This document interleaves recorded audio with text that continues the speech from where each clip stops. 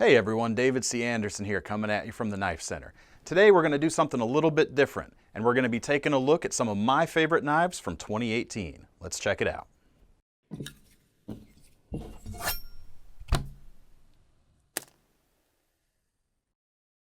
So first up is my pick for favorite new budget folding knife, and it's the ESEE Expat Knives MEDELLIN. What's really cool about this knife is it's the SE3 blade shape and a very easy to carry folding knife. It's made in Taiwan with some excellent AUS 8 stainless steel. The frame lock makes it nice and slim, and the deep carry pocket clip makes it very easy to carry, either tip up or tip down depending on your preference. My pick for favorite high-end folding knife for this year is the LionSteel SR-22 flipper. The SR-22 is the smaller version of the SR-11, which is essentially a flipper version of LionSteel's infamous SR-1. There's a lot of cool things going on with this knife. First and foremost is the integral construction.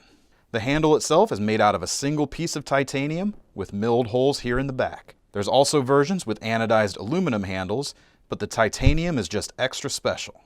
The flipping action is great, and we have a very usable and versatile drop point blade. The steel is Sleipner, ensuring tons of edge retention, and the edge itself is nicely convexed for great slicing performance.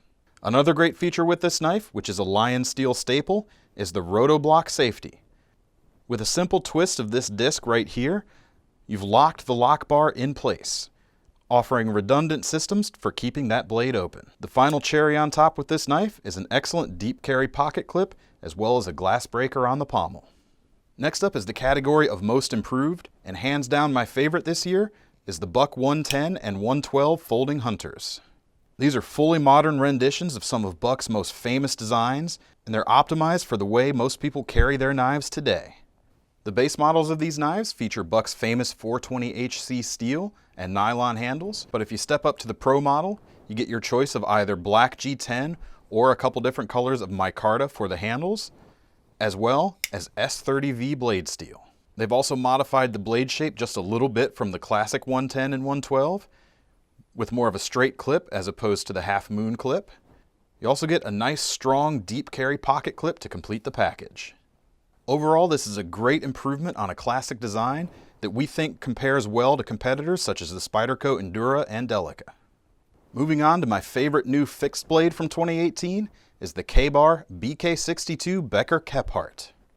What's really appealing about this knife to me is it's a direct link to the past. This is as close of a reproduction as you're ever going to be able to get of the classic Kephart knife, modeled after the only existing 5-inch Kolklesser Brothers Kephart that's still known to exist, which belongs to Ethan Becker. The steel is Ka-Bar's excellent 1095 CV with a stone-washed finish. It's full flat ground for slicing performance, and a swedge running along the entire length of the spine to aid in the efficiency. The scales on this knife are made of walnut, and the tang itself is actually tapered, which helps maintain the excellent balance and lively nature of this knife. Next up, we come to Best in Show, and this is my favorite folding knife that was released in 2018, the ZT609 by RJ Martin. The cool thing about this knife is I think that it is sized perfectly for my EDC needs.